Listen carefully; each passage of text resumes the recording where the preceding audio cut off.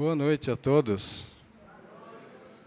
Que bom estarmos reunidos novamente para conversarmos sobre Jesus, sobre os ensinamentos de Cristo. E nós agradecemos a Deus pela oportunidade de estarmos reunidos com vocês. Muito obrigado, Pai. Muito obrigado também a Ti, Jesus, por tanta bondade conosco. Muito obrigado, Mara. Agradecemos também a diretoria desta Casa de Oração, Centro Espírita Fé e Caridade.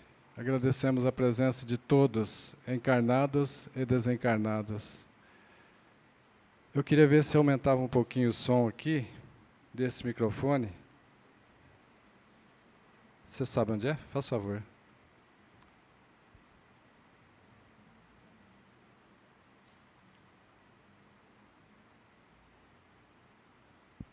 Som, isto, ótimo, obrigado, viu? Bem, nessa continuação, nesse estudo que estamos fazendo do Evangelho segundo o Espiritismo, já estamos no capítulo 18. Muitos os chamados e poucos os escolhidos. Na verdade, todos somos chamados, mas alguns estão aptos. Alguns estão aprovados, e esses são escolhidos. Mas a oportunidade é para todos. Todos somos chamados. É mais ou menos uma imagem assim, ó, o Cristo com os braços abertos, esperando a humanidade chegar até Ele. Esse assunto pode ser encontrado na Bíblia. Allan Kardec não criou uma moral nova. A moral que ele desenvolve, explica, é a moral do Cristo, de Jesus de Nazaré. No Evangelho de Mateus e Jesus no Evangelho segundo Lucas. E aqui, no Evangelho segundo o Espiritismo, essa maravilha, muito bem claro, muito bem explicado por Kardec, nós vamos ver essa passagem agora. A porta estreita. A parábola dos festins, das bodas de núpcias, já foi feito, né? Nós vamos ver a porta estreita. O que será que significa porta estreita quando Jesus fez essa metáfora? Vamos ver juntos? Essa é uma porta, ó, estreita da salvação. Veja que interessante. Jesus disse assim: entrai pela porta estreita, pois a porta da perdição é larga e espaçoso o caminho, né? Há muitos que por ela entram pela porta estreita. Como a porta da vida é pequena, estreita, como o caminho que ela conduz é estreito, e como há poucos que a encontram. Já perceberam de que se trata essa metáfora, essa comparação? A porta estreita é a reforma interior que nós devemos fazer. É a reforma íntima, é a evolução dos sentimentos que precisamos fazer. Para quê? Para contar para o vizinho? Para mostrar para o vizinho que nós já somos melhores que ele? Não. Para sermos felizes. O universo foi feito com o amor de Deus, para o amor de todos. Tudo que tiver ao contrário do amor está fadado ao fracasso, mais cedo ou mais tarde, com certeza absoluta. Então, Jesus está mostrando aqui que a porta larga é a porta da perdição, que é a porta dos erros, que é a porta dos defeitos, defeito como orgulho, egoísmo, falta de fé, o ódio. Essa é a porta larga. fácil de trilhar, porque é mais fácil. As pessoas acham que é mais fácil, quando são ofendidas, vingar-se. Mas é um círculo vicioso, um vingando do outro, um obsediando o outro. E todos são infelizes. Isso é comparável com uma briga. Nenhuma briga é rentável. Por mais que a pessoa bata, ele apanha também. Sai com a orelha inchada, o nariz saindo sangue. Então não vale a pena, não é por aí. Então justamente a porta larga é a porta dos erros, dos defeitos e dos vícios. Veja, a porta larga da perdição. Os jovens que ainda não têm a sua cabecinha formada são suscetíveis, são passivos de serem influenciados pela bebida alcoólica. Muitas vezes, se é um rapaz, ele deve beber porque os colegas exigem, dizendo que se ele não beber, ele não é homem. Essa é a porta larga. Também do cigarro. Hoje menos, mas no passado, quem portava um cigarro entre os dedos era como se fosse um status, não é? É um absurdo, um status daquele que está buscando um câncer de pulmão, está buscando doenças das mais variadas. Então veja quanto nós já fomos inocentes e errados, né?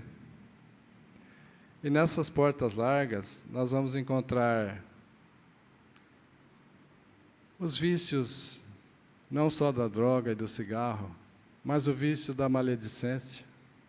Às vezes a pessoa tem uma vontade de falar mal da outra, encontra um que gosta,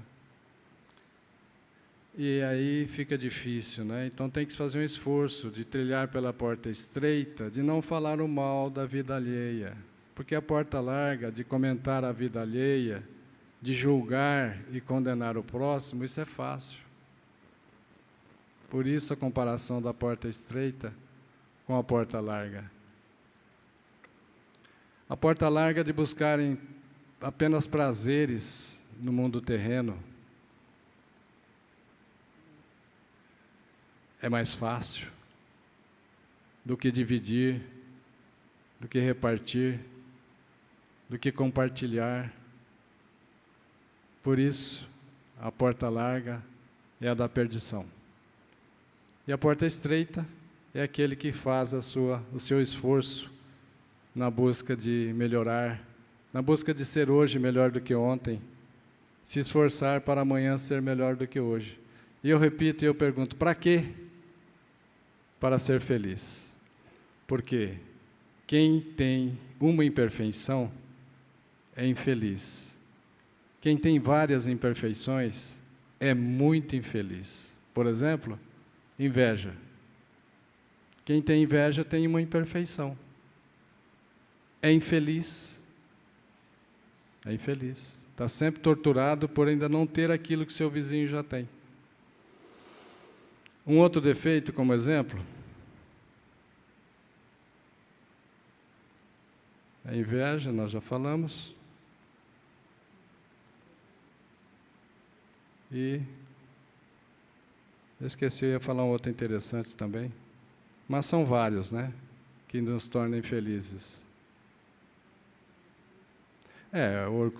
O orgulho, o orgulhoso está sempre infeliz.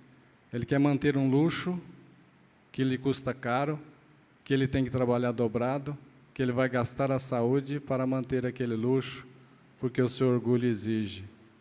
Gasta a saúde e fica doente. Não é isso?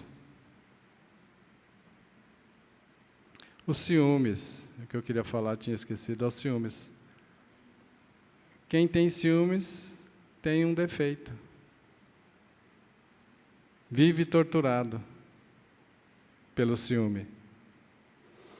Então, alguém do meio do povo disse assim para Jesus, está lá em Lucas: Senhor, são poucos os que se salvam? Jesus estava dizendo que a porta é estreita, ela é difícil. Jesus nunca disse que seria fácil para nós caminharmos para o reino de Deus. Não, ele não mentiu para nós. Ele sempre disse que é difícil, mas necessário. Então alguém perguntou: Jesus, Senhor, são poucos os que se salvam? E Jesus respondeu: fazei esforços para entrardes pela porta estreita. Isso está em Lucas, o outro estava lá no outro evangelista, né? Pois vos asseguro que muitos procurarão por ela, pela porta estreita, entrar, e não poderão. É o caso daquele que não fez esforço algum, passou pela reencarnação, deixando a vida lhe levar, vida leva eu, de qualquer forma, sem disciplina, sem qualidade, sem buscar reforma interior, sem buscar abandonar vícios, corrigir defeitos e erros. Desencarne quer o quê? Quer ir para nosso lar? Tem aqueles que chegam lá em nosso lar, está no livro, nosso lar, também nos mensageiros, aqueles que acham que compraram um lugar no reino de Deus, que compraram um lugar lá em nosso lar. E não é assim que funciona. Não é assim que funciona. Decepção que eles têm. E muitas vezes eles reclamam que deixou pago muito caro aqui na Terra para autoridades religiosas a sua entrada no reino de Deus. Então muitos depois quererão entrar, mas não poderão.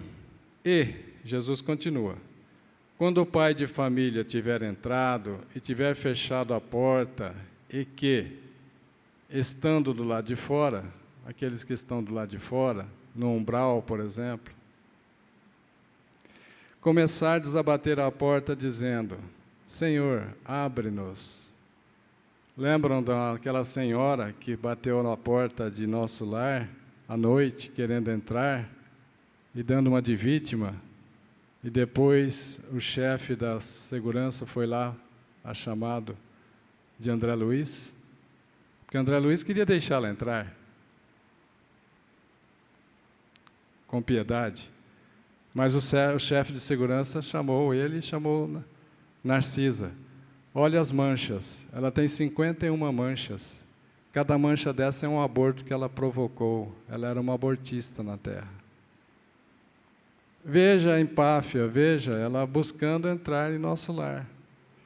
Quando o chefe de segurança diz para ela: e essas manchas? Aí ela revela quem ela era realmente, começa a esbravejar e falar palavrões, e vai-se embora, né? Então é o caso, vai querer entrar, mas não pode entrar, não fez por merecer, muito pelo contrário, fez maldade, fez crueldades. E ele, o pai de família, vos responderá: eu não sei de onde sois. Então recomeçareis a dizer: comemos e bebemos em vossa presença e ensinastes em nossas praças públicas. Isso não quer dizer nada. Ensinou nas praças públicas, nós poderemos até ter ouvido, mas não ter usado aquilo na mudança, na conscientização de que somos espíritas. Não usamos aquilo para fazer a reforma interior. Não usamos aquilo para fazer a evolução dos sentimentos. Não. Então, não tem aproveito. E ele vos responderá, o Senhor, pai de família. E é Deus, né? Ou Jesus. Não sei de onde sois, afastai-vos de mim, vós todos que cometeis iniquidades. Afastai-vos de mim, vós todos que cometeis maldades, iniquidades, crueldades. E aí é pior, né?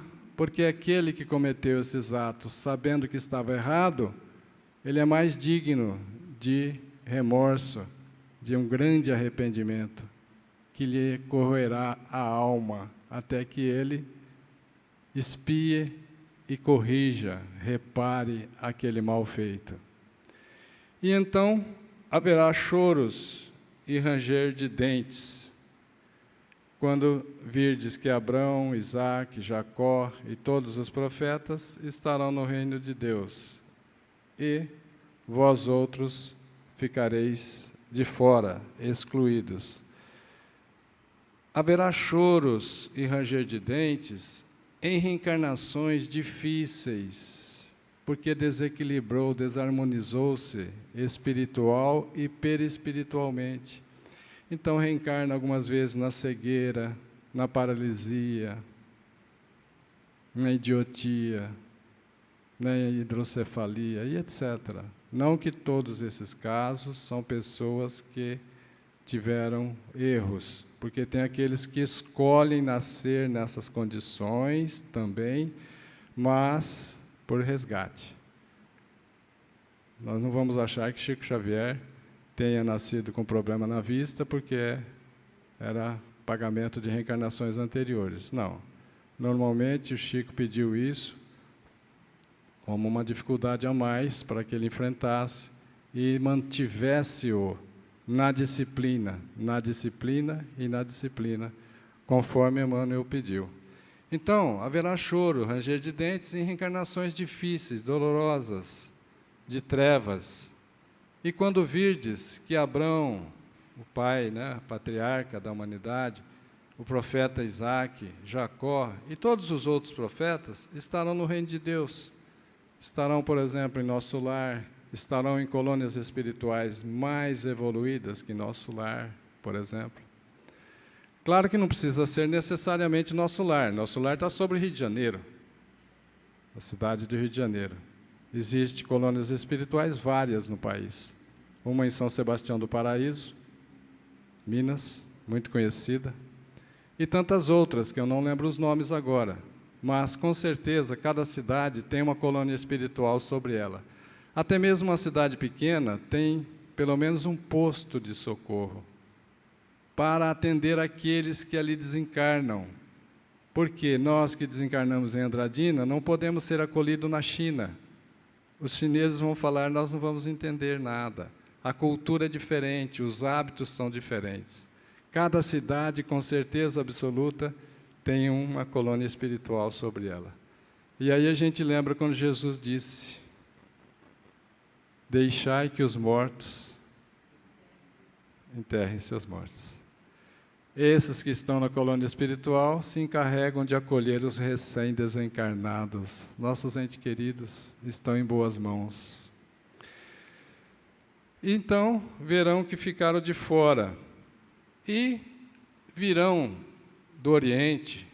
Oriente, antigamente, os 4 pontos cardeais eram chamados assim, Oriente, que é o leste, do Ocidente, o oeste, do Setentrião, que é o norte, e do meio-dia, que era o sul. O que ele está querendo dizer? Que virão gente dos 4 pontos do planeta Terra. De todos os lados virão gente que também querão entrar no reino de Deus. Muitos que terão lugar na festa no reino de Deus. Muitos que já estão aprovados. Lembra-se, todos somos chamados, mas poucos são os escolhidos. Não é isso? Capítulo de hoje. Então, aqueles que forem os últimos serão os primeiros. Olha que interessante. Muita gente aí fora faz brincadeira com isso, né? Aqueles que forem os últimos serão os primeiros.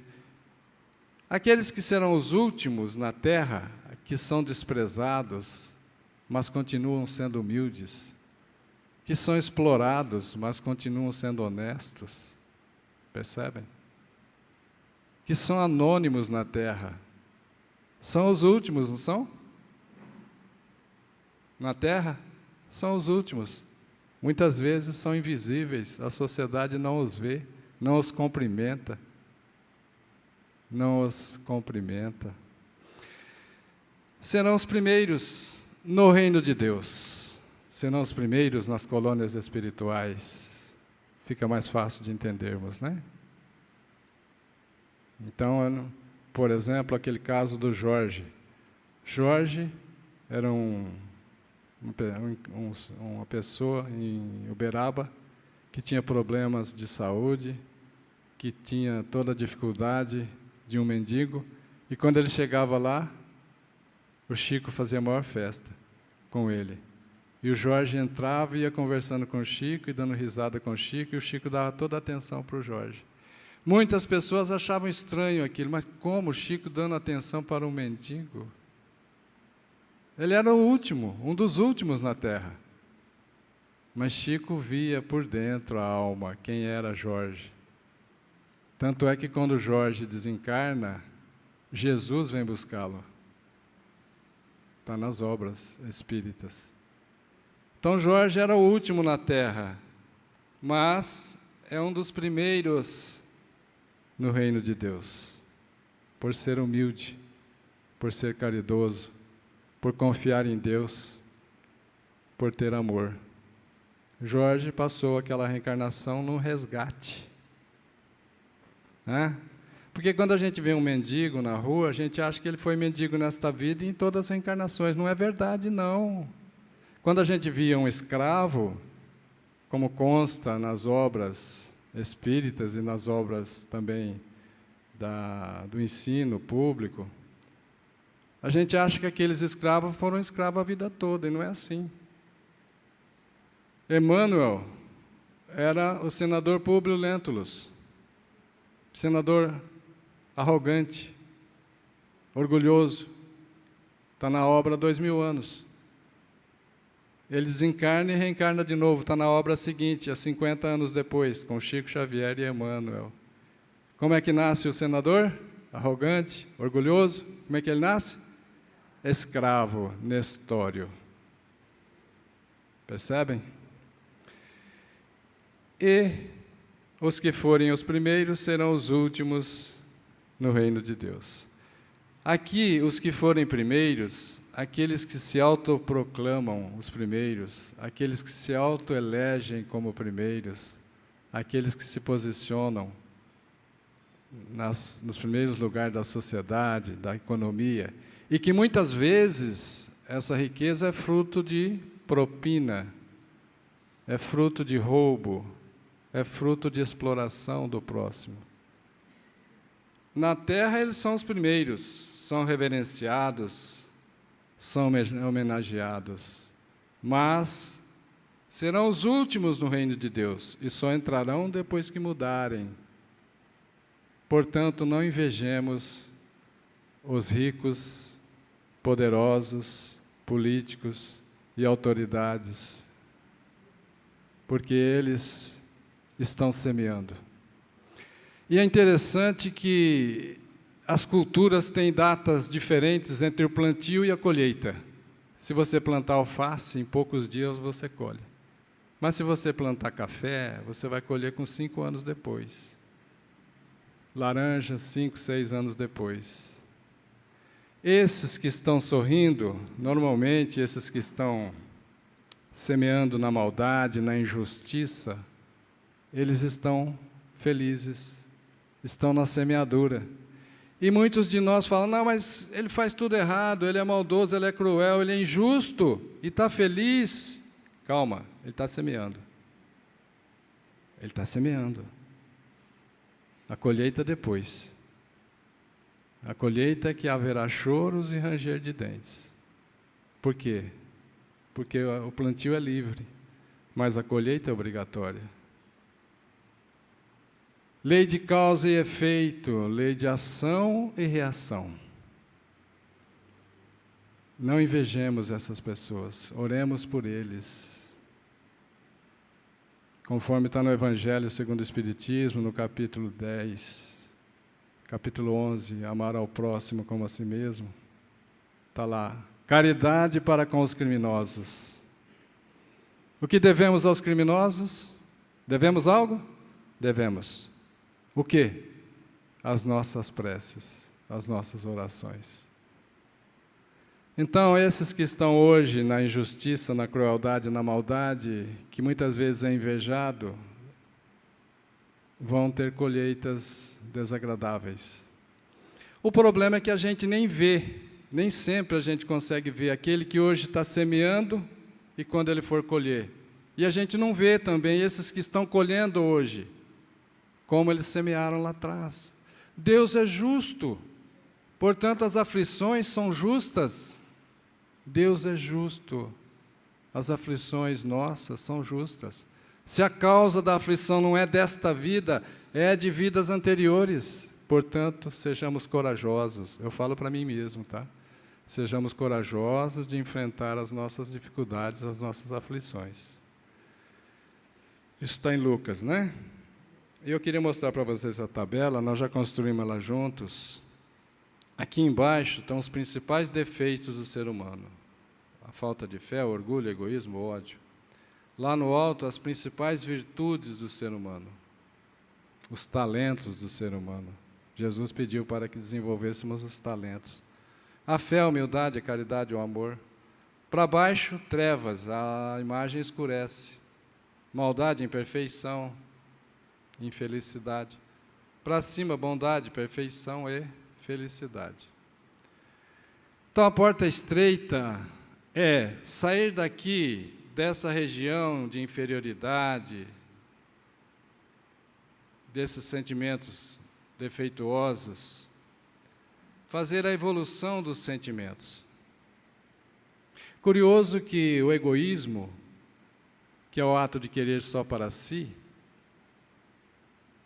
quando a pessoa casa, por exemplo, ela tem a oportunidade de exercitar o amor. Ele ama ela ama ele, e muitas vezes é só isso. Mas vêm os filhos, vêm os amigos dos filhos, vem o genro, vem a nora, e se expande esse círculo de pessoas em volta dele. Então ele começa a ter um egoísmo inicial só de si, depois um egoísmo da esposa junto com o dele, desejando o bem para ela. Mais à frente ele quer o bem também para a família, para os amigos. Então é uma expansão do egoísmo, até que ele queira o bem da humanidade toda. Olha que interessante. O egoísmo foi muito útil, mas lá atrás, quando era um egoísmo só nosso, para desenvolvermos-nos, para que nós nos afirmássemos como um eu independente, para que nós usássemos da força bruta, para que nós usássemos da inteligência, da astúcia, que é fruto da inteligência. Mas hoje só tem uma porta aberta para a evolução. Nem a força bruta, nem a astúcia, nem a inteligência, não dá mais nada. Principalmente astúcia e força bruta. Só tem uma porta aberta, que é a porta do amor, que é a maior potência do universo, é o amor. Deus é prova disso.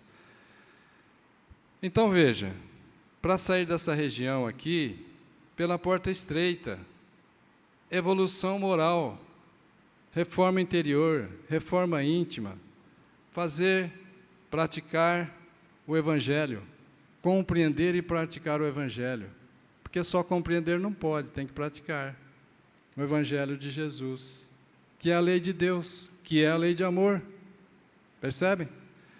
Então também, porta estreita é a conscientização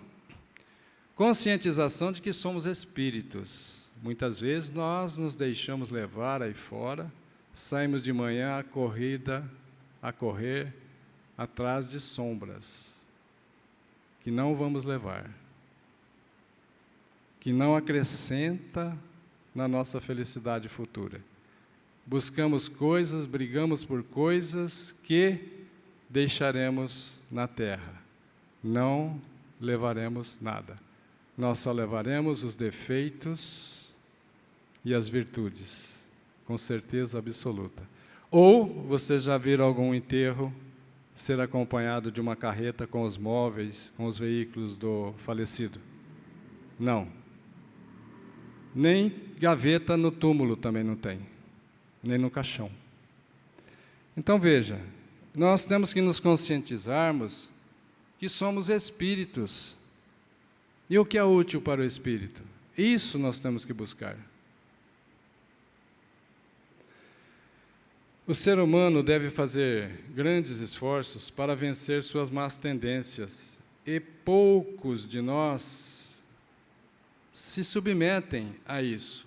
O ser humano tem que fazer esforço pela porta estreita, de ter vontade de falar mal do outro, ter vontade de usar aquele vício, mas não usar.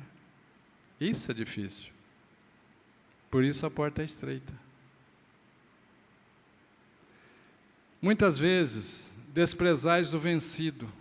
Quantas vezes nós desprezamos o vencido? Mesmo que ele é um justo, mesmo se é um justo, estimais o vencedor, embora seja desonesto. Isso está na obra A Grande Síntese, de Pietro Ubaldi. Obra maravilhosa, viu, gente? Primeira revelação, Moisés. Claro que Moisés simboliza Isaac e tantos outros profetas, mas a gente lembra de Moisés. Segunda revelação, o Cristo. Terceira revelação, o Cristo Consolador, que é o Espiritismo. Quarta revelação, a obra de Pietro Ubaldi. Vocês vão ver isso ainda mais à frente e vão lembrar de mim. Então veja, desprezais o vencido, mesmo se é um justo, e estimais o vencedor, embora ele seja desonesto. Isso é muito comum em cidade pequena, quando tem quermesse na igreja ou alguma festa pública, que entra no recinto centenas de pessoas, honestas, trabalhadoras, humildes, caridosas, amorosas, confiantes em Deus, e ninguém anuncia a sua presença. Ele é um vencido para o mundo materialista. Mas, quando entra um que tem a vida torta, que é um materialista, que faz mau uso da riqueza, que explora, que engana, é anunciado lá no microfone: fulano de tal, entre nós, a sua presença nos honra. Não é assim? Vocês nunca ouviram isso? Já? Eu já ouvi várias vezes. Eu parei até de ir nesse tipo de festa, porque eu não acho certo. Ou anuncia todo mundo que entrou, ou não anuncia ninguém. Eu mesmo sou um errado e era anunciado, então nunca gostei disso. Nunca gostei. A Terra é um mundo de expiação, nela o mal predomina. A Terra predomina o mal. Por quê? Porque a grande maioria que está aqui encarnados somos imperfeitos, doentes da alma. Mas, quando se transformar o ser humano, o caminho do bem será mais frequentado. A Terra, na verdade, além de ser uma escola, é uma penitenciária. E também a Terra é um hospital. Um hospital que trata as nossas doenças da alma. Uma penitenciária porque nos mantém cativo no corpo físico, encarnados. E uma escola porque aqui estamos aprendendo. Quando é que se sai da escola? Quando aquela escola não tem mais nada para nos oferecer. Estamos graduados naquele nível. Quando é que se sai da penitenciária? Quando se cumpriu a pena. Quando é que se sai do hospital? Quando se recebe alta. Por isso, busquemos a porta estreita para recebermos alta, sairmos desse hospital, recebemos alta também das nossas penas e sejamos graduados aqui nessa escola do amor, para que possamos compreender e praticar o amor, que é a lei de Deus. Aí perguntamos, por que tantos entraves? Por que essa porta tão estreita para ser transposta, atravessada por tão poucos? A sorte da alma está definitivamente fixada após a morte? Ou seja, essa última pergunta, vamos começar por aqui. A sorte da alma está definitivamente fixada após a morte? Ou seja, se ele usou de uma vida errada, ele vai para o inferno. Se ele foi bondoso, ele vai para o céu. Após uma reencarnação só, é isso mesmo? Não. Qual de nós, pais, mães ou irmãos que temos,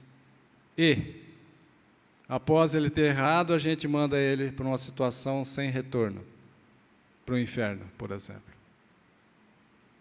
Ninguém. seria feliz com o irmão no inferno.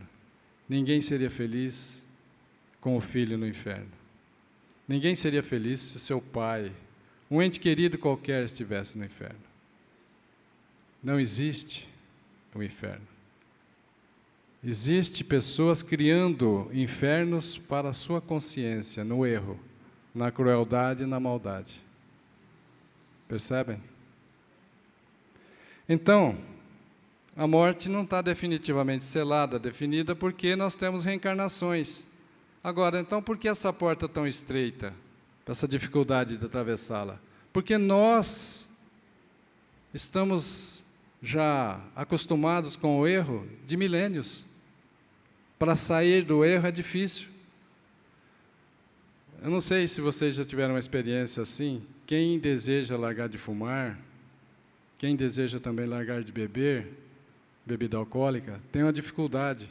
Não é só o vício para vencer, mas é os colegas de copo, é os colegas de cigarro, que fica passando o cigarro no seu rosto, soltando fumaça no seu nariz.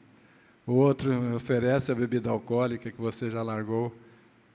Percebem? É difícil, né? Se fosse tanta dificuldade para ter uma vida só, para que se esforçar? Para que se esforçar se nós tivéssemos só uma reencarnação? Teria que fazer como os materialistas fazem aí fora. Tentar aproveitar ao máximo, como diz eles, dos prazeres terrenos, dos vícios, das drogas, não corrigir defeitos nem erros.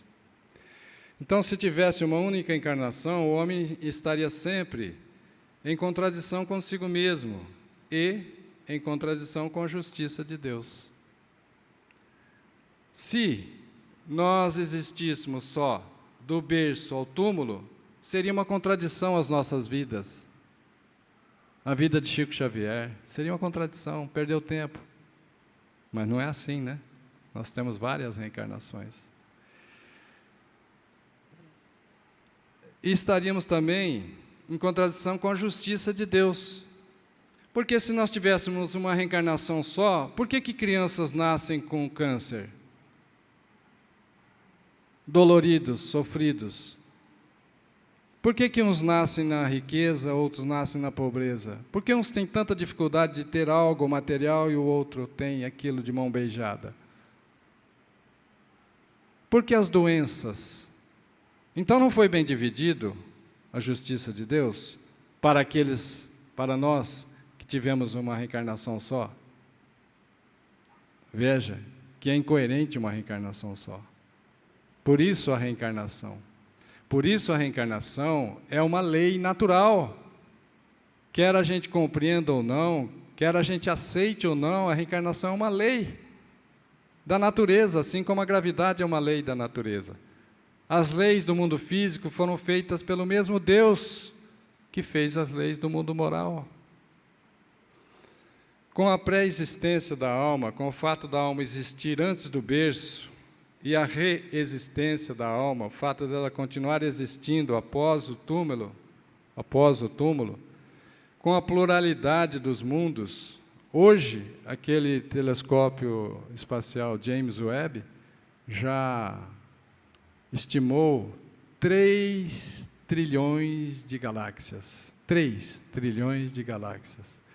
Cada galáxia, como a nossa Via Láctea, tem mais de 200 bilhões de sóis. Cada sol com seus planetinhas em volta. Aqui nós temos 8 na Terra. 8 planetas. Então veja, por isso Jesus disse, há muitas moradas na casa de meu Pai. Claro que ele poderia ter dito, mas nós não entenderíamos se ele falasse assim. Há infinitas moradas na casa de meu Pai, tanto no plano físico como no plano espiritual. Então, com a pluralidade dos mundos, o horizonte se alarga. Esse é o mundo que o Espiritismo traz para nós, não aquele mundo estreitinho, de como se fosse a Terra o centro do universo. Isso não existe. A Terra é o centro do universo, não é centro de nada, é um grão azul, perdido no espaço. A luz ilumina os pontos menos esclarecidos da fé. Assim, pode compreender toda a sabedoria divina, a sabedoria dos ensinamentos morais do Cristo. Então veja, a pré-existência e a resistência do Espírito, o fato de existir antes, pré-existência, e reexistir depois, é a continuidade após o túmulo. Então nós tínhamos informações assim, a pessoa ficava velha,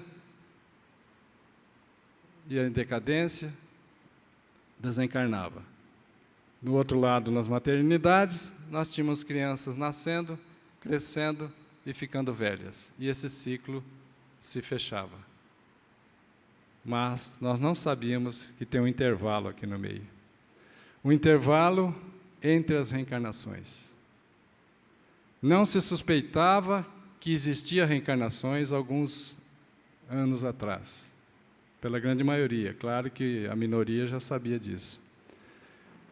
Então não se sabia que ficava-se na erraticidade, no intervalo entre uma reencarnação e outra, como André Luiz está aqui no umbral, cenas do filme Nosso Lar. Ou é acolhido numa colônia espiritual, na presença de Emmanuel e tantos outros. Não se tinha essa informação, que uma célula feminina, um óvulo, era rodeado pelas células masculinas, o espermatozoide. Na tentativa de perfurar o óvulo, o espírito reencarnante está presente para moldar, para plasmar seu corpo físico. E quando um desses penetra e entra no óvulo, a superfície dele se altera, ninguém mais entra. Essa célula, esse núcleo de células se funde com o núcleo de célula feminina e começa a divisão celular. Nós estávamos presentes, plasmando o nosso corpo. Percebem? E é curioso, porque hoje nós fazemos tudo com as mãos, né? Com as mãos nós fazemos alimento, com as mãos nós escrevemos. E quando fomos encarnar, que ainda não tínhamos mão material, como é que nós fizemos nosso corpo? Ideoplastia. A força do pensamento plasmando, mandando, direcionando a matéria. E a matéria é obediente. Nesse nível, sim. Então, tinha-se esse ciclo. Mas até quando esse ciclo de encarna, desencarna, encarna, desencarna? Como é que é isso? Quantas reencarnações deveremos ter?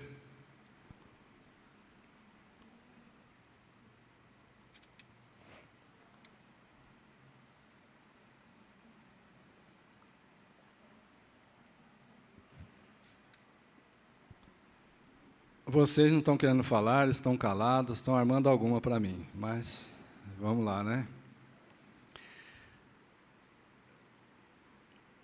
Quantas reencarnações devemos ter? Quantas forem necessárias, o suficiente para que a gente renasça em espírito. Essa é a ressurreição. Ressurreição, ressurgir no plano espiritual. Como espíritos, que não necessita mais da experiência no corpo físico, porque a nossa passagem no corpo físico é temporária, é passageira, é pedagógica, é só para isso que estamos encarnados, para compreendermos e praticarmos a lei de amor. Os ensinamentos da lei de Deus, muitos não leem a Bíblia, muitos não leem as obras espíritas. Então, dos ensinamentos da lei de Deus, uma parte é perdida. Outros leem. Leem a Bíblia, leem o Evangelho, mas leem, mas não compreendem. Uma outra parte, então, é perdida aqui. E alguns compreendem. Compreender definitivamente e efetivamente é aquele que, tendo compreendido a lei de amor, pratica a lei de amor. Porque de teoria não tem aproveito. Se a pessoa falar, eu conheço o Evangelho, eu conheço a obra de Kardec, eu conheço as obras de André Luiz, eu conheço as obras de Joana de Ângeles, mas se ele não tiver reforma interior, se ele não fez evolução dos sentimentos, Se ele não colocou a caridade como a sua salvação, ele não aprendeu nada. Ele não compreendeu. Aquele que compreender muda. Por isso, às vezes a gente vê palestrantes e palestrantes famosos e grandiosos falando na teoria, como eu falo na teoria também. Mas, se a gente compreender, é tudo diferente. Quem compreender Jesus jamais será o mesmo.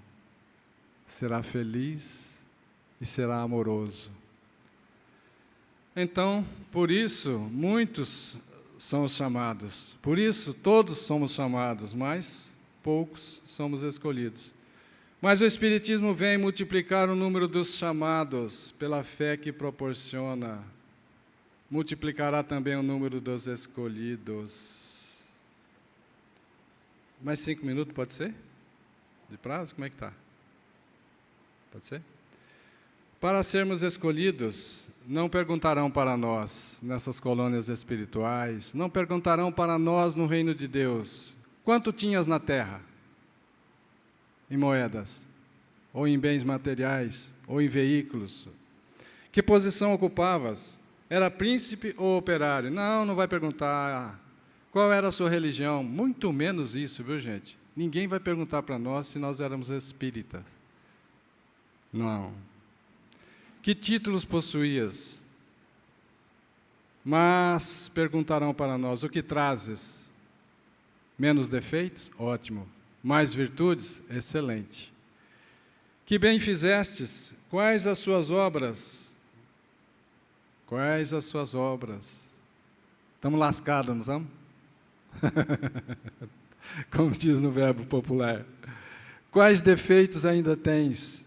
Quais as suas virtudes? Como a fé, a humildade, a caridade, o amor? Muitos os chamados e poucos os escolhidos. Eu vou finalizar aqui, só para não judiar de vocês. Muita paz a todos. Que Jesus nos abençoe.